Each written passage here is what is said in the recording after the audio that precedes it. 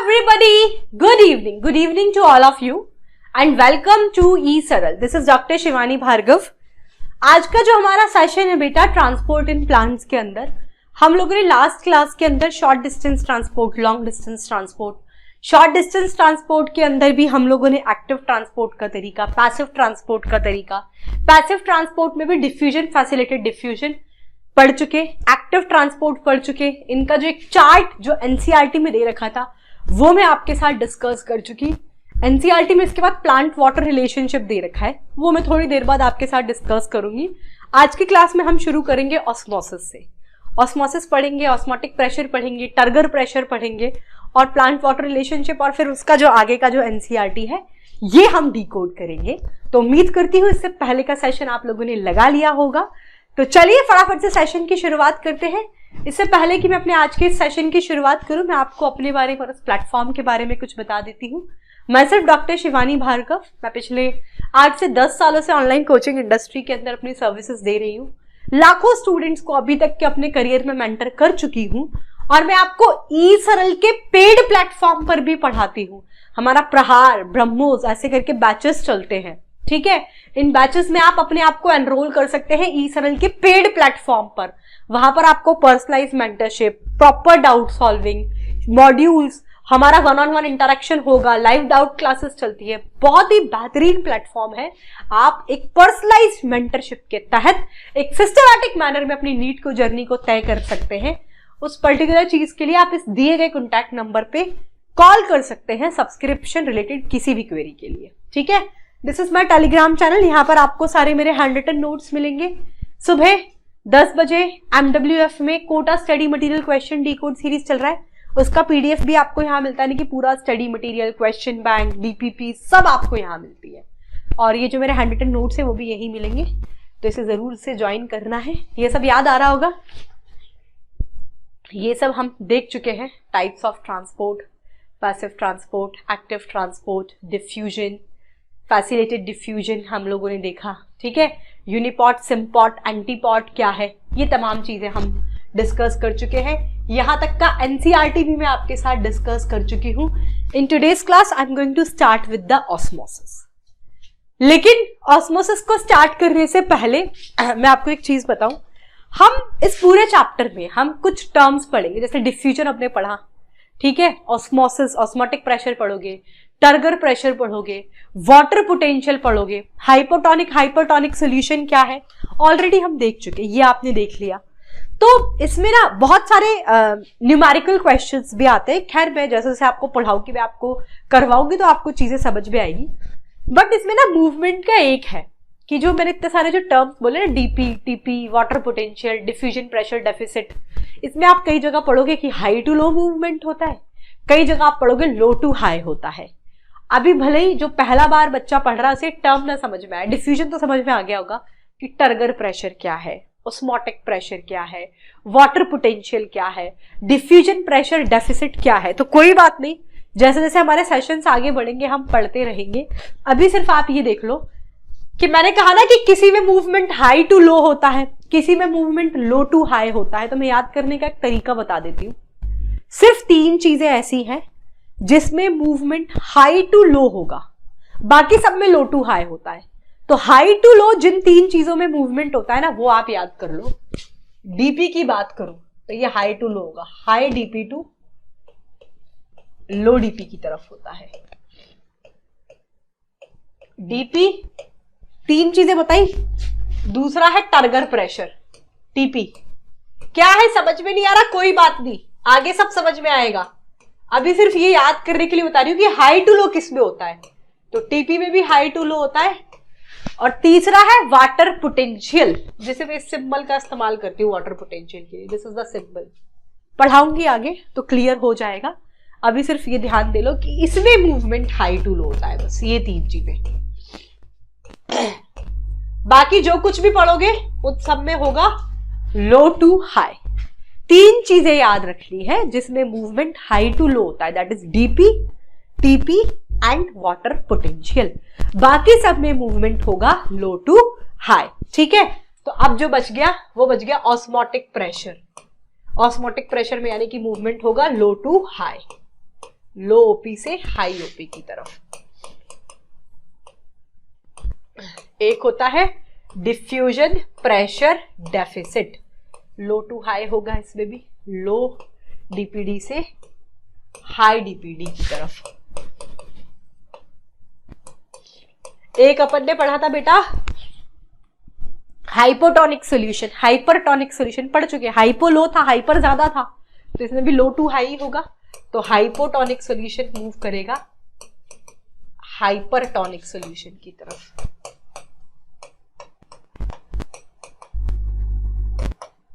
ये आपको याद रखना है। सिर्फ 3 चीजें जिसमें मूवमेंट हाई टू लो होगा, बाकी सब में लो टू हाई होता है। वो 3 चीजें जिसमें मूवमेंट हाई टू लो होगा, it is high DP to low DP, TP high TP to low TP, और water potential high water potential से लो वाटर पोटेंशियल। बाकी सब में मूवमेंट लो टू हाई होता है, ये याद रख लेना।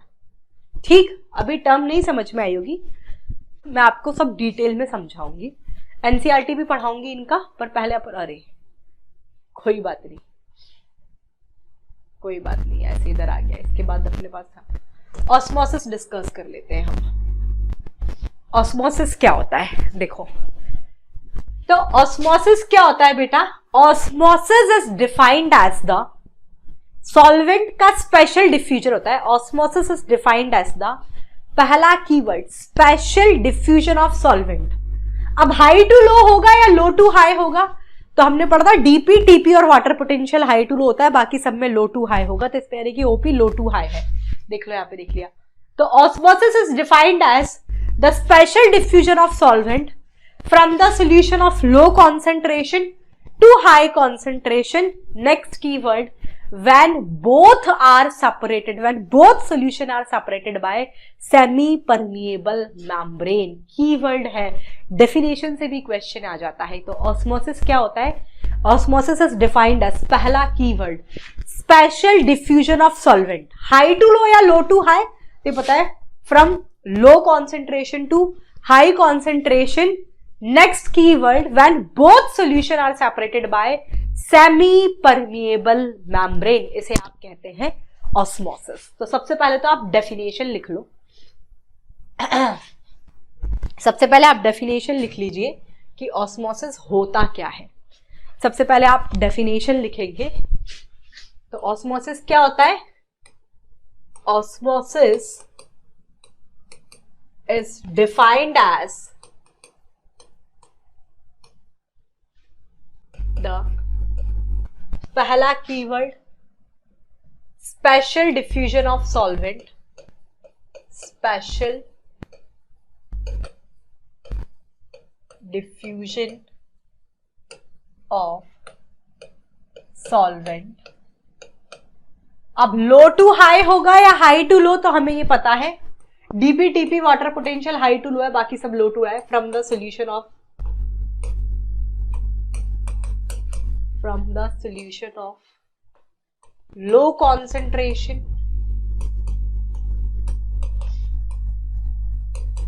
to high concentration,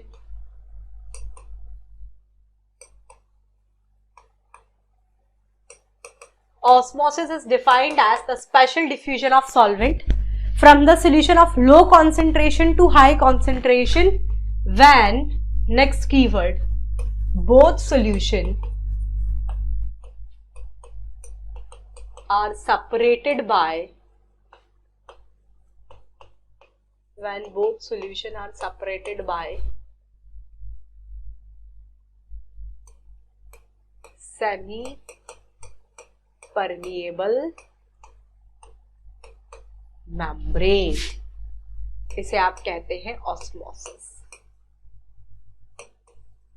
याद रखना, लो कॉन्सेंट्रेशन से high concentration. This is the osmosis, special diffusion of solvent low concentration से हाई कॉन्सेंट्रेशन की तरफ when both solution are separated by semi permeable membrane. ठीक है, अब 2 टर्म आप पढ़ते हो, मैंने आपको बोला था एंडो ऑस्मोसिस क्या है, एक्सो ऑस्मोसिस क्या है, मैं आपको बाद में बताऊंगी। तो सबसे पहले हम पढ़ेंगे what do you mean by endo osmosis, ये क्या होता है। एंडो मतलब अंदर, तो when water move inside the cell तो इसे आप कहते हैं एंडोऑस्मोसिस। एंडो मतलब अंदर होता है। और एक टर्म आप पढ़ते हो एक्सोऑस्मोसिस। एक्सोऑस्मोसिस, एक्सो का मतलब होता है बाहर निकलना। When water move out from the cell तो इसे आप कहते हैं exosmosis. When water move inside the cell endosmosis. When water move out from the cell इसे आप कहते हो exosmosis. Anybody from the class, let me know in the comment section. Endosmosis का कोई एग्जांपल बताओगे? आज करके देखना। किशमिश होती है, आप उसे रात में पानी में भिगो के रख दो, आप सुबह उठोगे ना तो वो स्वेल मिलेगी आपको। Swelling of resins when placed in water, तो वो फूल क्यों गई है? क्योंकि एंडोऑस्मोसिस हो गया है, water move inside the cell, endo osmosis हो गया। एंडोऑस्मोसिस की वजह से वो फूल जाती हैं। एक्सोऑस्मोसिस, अंगूर होते हैं ग्रेप्स, पानी का घोल बनाओ एक सॉल्ट सॉल्यूशन में, आप ग्रेप्स को रखो, पिचके हुए मिलेंगे। क्योंकि पिचक क्यों गए वो? क्योंकि वाटर उनसे बाहर निकल गया है, water move out from the cell. Exosmosis का एग्जांपल है वो, ठीक है। Grapes placed in salt solution, exosmosis. Raisins placed in water, endosmosis हो जाएगा, ठीक। लिख लो एंडोऑस्मोसिस क्या होता है।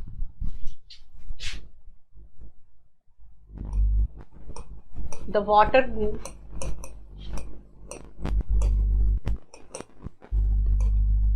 endo मतलब अंदर जाएगा। When the water move inside the cell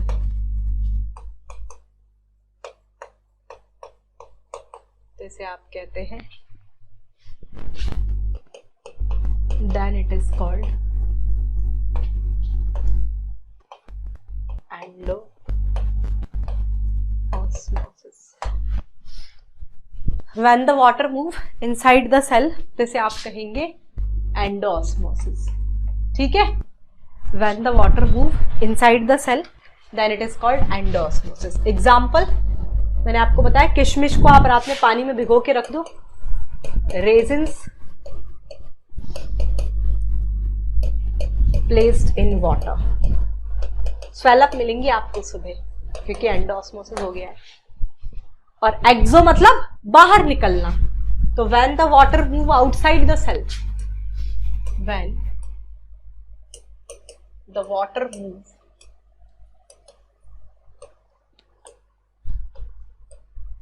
outside the cell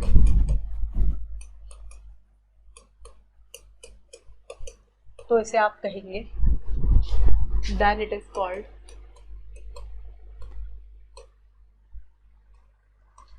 एक्सोऑस्मोसिस। Example, आप ग्रेप्स को सॉल्ट सॉल्यूशन में रखो, पिचक जाएंगे सुबह। Grapes placed in salt solution,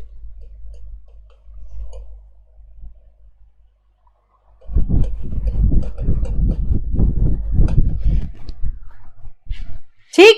ये हमने सिंपल ऑस्मोसिस का डेफिनेशन और एंडोऑस्मोसिस क्या होता है और एक्सोऑस्मोसिस क्या होता है ये हमने देखा, ठीक है। नेक्स्ट जो है मैं आपके साथ डिस्कस करूंगी ऑस्मोटिक प्रेशर क्या होता है।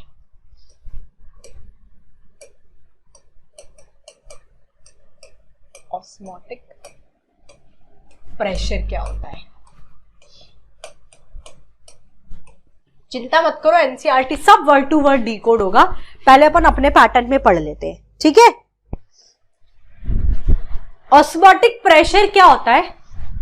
Osmotic pressure is equal to that external pressure, मतलब ऑस्मोटिक प्रेशर उस एक्सटर्नल प्रेशर के बराबर है जितना प्रेशर आपको अप्लाई करना पड़ेगा हाइपरटोनिक सॉल्यूशन पर टू प्रिवेंट ऑस्मोसिस और the entry of water into it. Osmosis को बचाने के लिए, यानी कि उसके अंदर वाटर को एंट्री को बचाने के लिए जब दोनों सॉल्यूशन को सेमी परमिएबल मेम्ब्रेन से सेपरेट किया गया हो, तो जितना एक्सटर्नल प्रेशर आपको रिक्वायर्ड है, osmotic pressure is equal to that external pressure that should be applied on a hypertonic solution to prevent osmosis और the prevent the entry of water into it when both solution are separated by semi permeable membrane। तो इसे आप कहेंगे osmotic pressure क्या है? उतने external pressure के बराबर है जितना आपको लगाना पड़ेगा हाइपरटोनिक सॉल्यूशन पर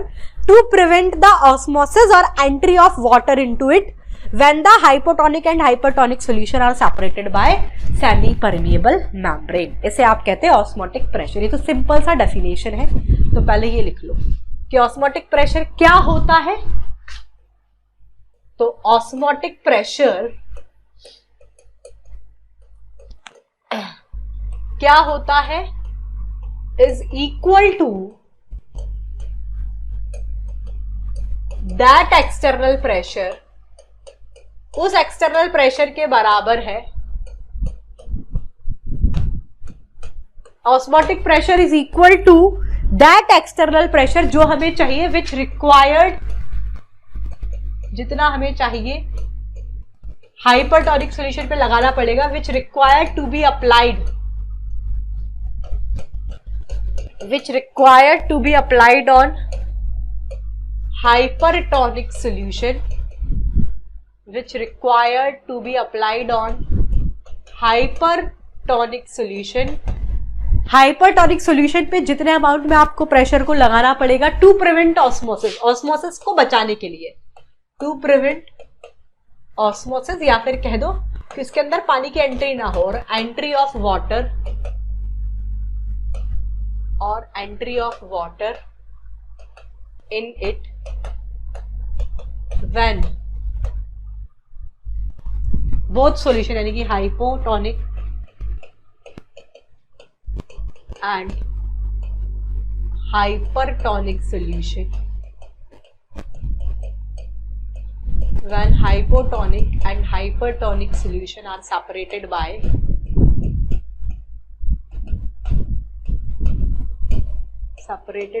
semi permeable membrane। इसे आप कहते हैं बेटा ऑस्मोटिक प्रेशर। ठीक है, अब ये एक इंपॉर्टेंट पॉइंट है, याद रखना, प्योर वाटर का ऑस्मोटिक प्रेशर होता है 0। क्यों? क्योंकि प्योर वाटर में सोल्यूट तो होंगे नहीं, और osmotic pressure is due to the presence of solute in it. ठीक है, तो ये एक इंपॉर्टेंट पॉइंट है, ओपी ऑस्मोटिक प्रेशर इंपॉर्टेंट है बेटा। ओपी ऑफ प्योर वाटर कितना होगा?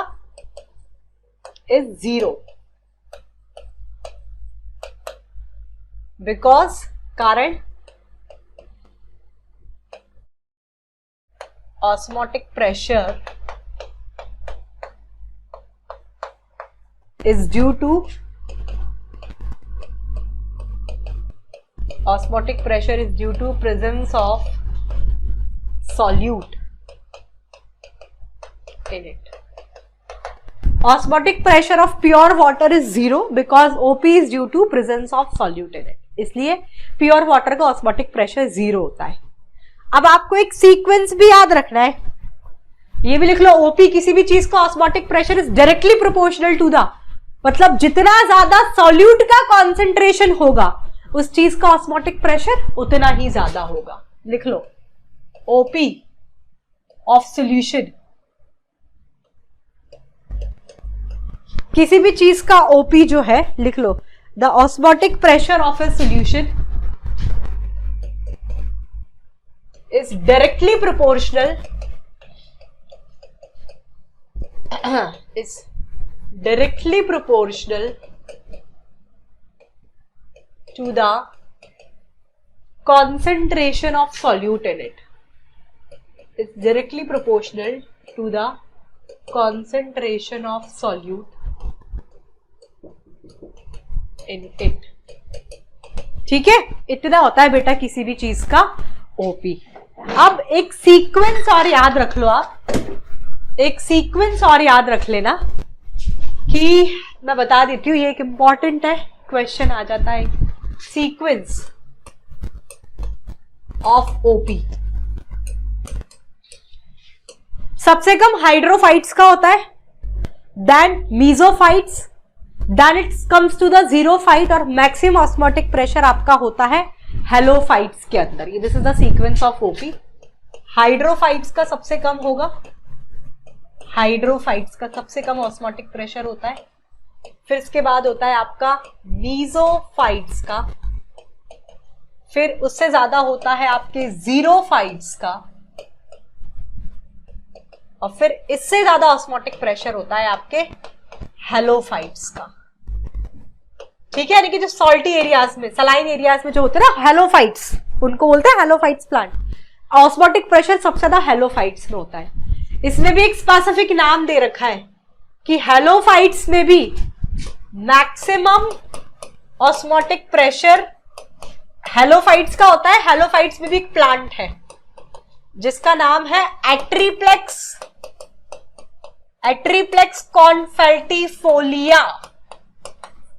इसका होता है सबसे ज्यादा osmotic pressure. Atriplex confertifolia maximum osmotic pressure होता है, ये होता है लगभग 202.5 एटमॉस्फेरिक प्रेशर, इतना होता है मैक्सिमम ओपी। एट्रीप्लेक्स कॉन्फेल्टिफोलिया का होता है जो है 202.5 एटमॉस्फेरिक प्रेशर। ठीक है बच्चों, तो हम यहां पर सीक्वेंस देख चुके। इसमें भी हमने पढ़ लिया कि मैक्सिमम ऑस्मोटिक प्रेशर हेलोफाइट्स का है, हेलोफाइट्स में भी मैक्सिमम होता है एट्रीप्लेक्स कॉन्फेल्टिफोलियो का, जिसका इतना होता है। ठीक, अब एक क्वेश्चन ये आ जाता है, किसी भी सॉल्यूशन का ओपी जो है, ओपी ऑफ सॉल्यूशन,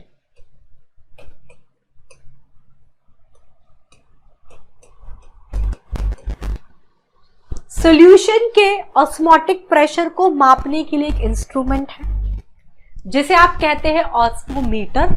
और लेकिन एक क्वेश्चन आता है कि अगर सेल का ऑस्मोटिक प्रेशर अगर आपको मेजर करना है तो वो होता है प्लाज्मोलाइसिस के थ्रू। प्लाज्मोलाइसिस क्या है ये हम बाद में पढ़ेंगे, बट अभी इतना पता होना चाहिए, OP of a solution is measured bye,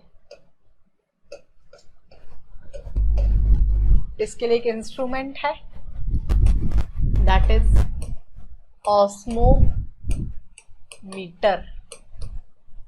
ठीक है, सॉल्यूशन को ओपी मेजरिंग इंस्ट्रूमेंट है ये। लेकिन अगर पूछे OP of a cell, OP of a cell is measured bye,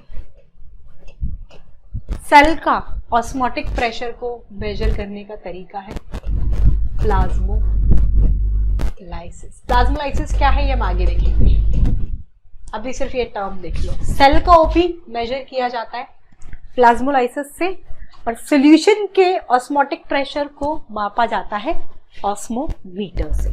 ठीक है, अब एक वॉन्ट ऑफ फॉर्मूला पढ़ते हैं हम measuring the OP, osmotic pressure को मेजर करने के लिए। ये है one of formula for measuring OP, osmotic pressure को कैसे नापा जाता है। तो ऑस्मोटिक प्रेशर को फाइंड आउट करने का एक फॉर्मूला है जो याद होना चाहिए, OP is equals to MRT।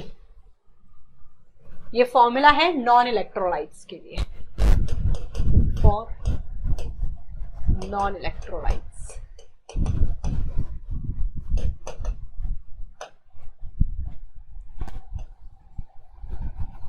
OP measuring formula है OP is equals to MRT, जहां पर M का मतलब है मोलर कॉन्सेंट्रेशन,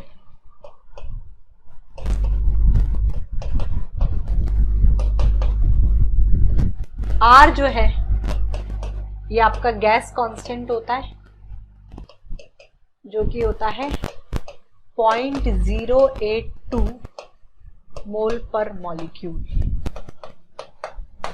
ठीक है, ये आपको पता होना चाहिए। ठीक है, मोल पूरा ही लिख लो, किसी को नहीं पता तो मोल पर molecule. T here is the absolute temperature। ठीक है, तो ओपी को मेजर, ऑस्मोटिक प्रेशर को मेजर करने का फॉर्मूला है MRT। ये तो है नॉन इलेक्ट्रोलाइट्स के लिए। फॉर इलेक्ट्रोलाइट्स,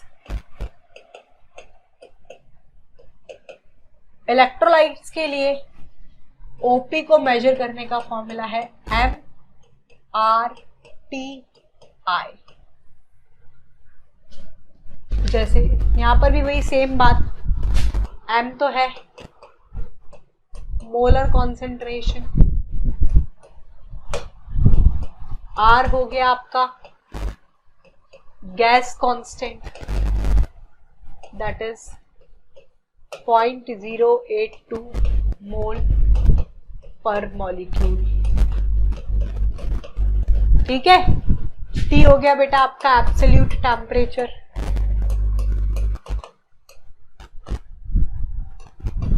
और यहां पर I का मतलब है आयोनाइजेशन कांस्टेंट, ये एडिशनल है। तो यानी कि मैं ये कह सकती हूं कि सेम मोलर कॉन्सेंट्रेशन पर, एट सेम मोलर कॉन्सेंट्रेशन पर, सेम मोलर कॉन्सेंट्रेशन हो, सेम टेम्परेचर हो, तो भी ऑस्मोटिक प्रेशर ऑफ इलेक्ट्रोलाइट हमेशा ज्यादा होगा as compare to the osmotic pressure of non electrolyte,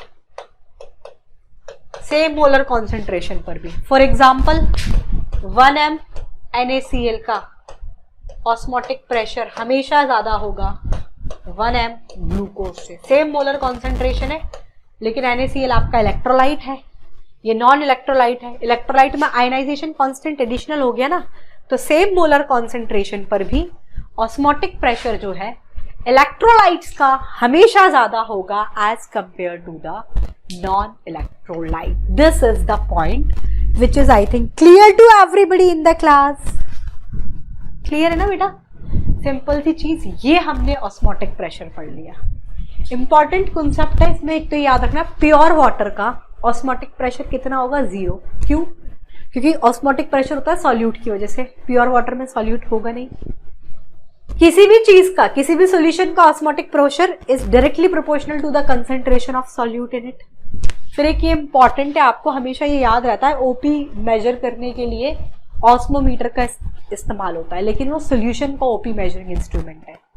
अगर सेल का ओपी मेजर करना है तो प्लाज्मोलाइसिस से होता है।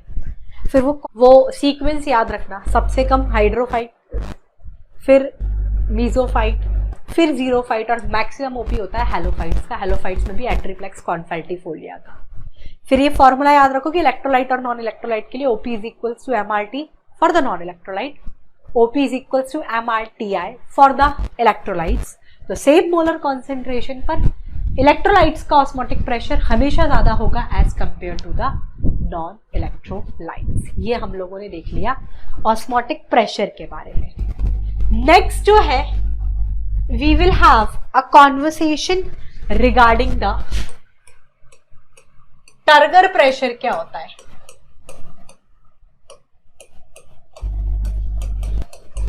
एंड वॉल प्रेशर क्या होता है, ये हम पढ़ेंगे नेक्स्ट।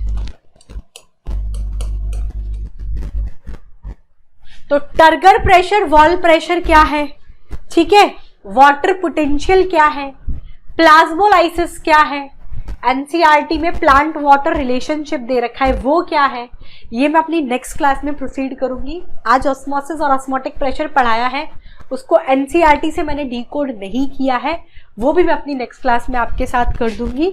सो बस आज के लिए इतना ही है, कल का सेशन थोड़ा सा लंबा होगा। तो ये जो सारे पॉइंट्स मैंने बोले ना, turgor pressure, plasmolysis, water potential, plant water relationship with NCERT decode, next session में आपका कवर अप हो जाएगा। आज रात 9 बजे एक वीडियो आने वाला है, उसे देखना बिल्कुल भी मत भूलिएगा। प्लस इस बार Kota study material question decode series जो हमारा सुबह 10 बजे चलता है MWF में, लेकिन संडे को भी होगा क्योंकि जेनेटिक्स के 2 नहीं 3 एपिसोड लगेंगे, क्योंकि जेनेटिक्स में नंबर ऑफ क्वेश्चंस थोड़े से ज्यादा है इसलिए। तो see you on Sunday live morning 10 AM for the Kota study material question decode series. आज 9 बजे वाला वीडियो ऐसा मैं कहती हूँ आपको रोज देखना है, बट आज स्पेसिफिकली देखना है। मैंने कुछ अपनी पर्सनल चीजें भी आपके साथ शेयर की है, तो क्यों वो पता लग जाएगा 9 बजे की वीडियो में, तो देखना जरूर मत भूलना, ठीक है। Thank you, bye bye everybody, see you in the next class.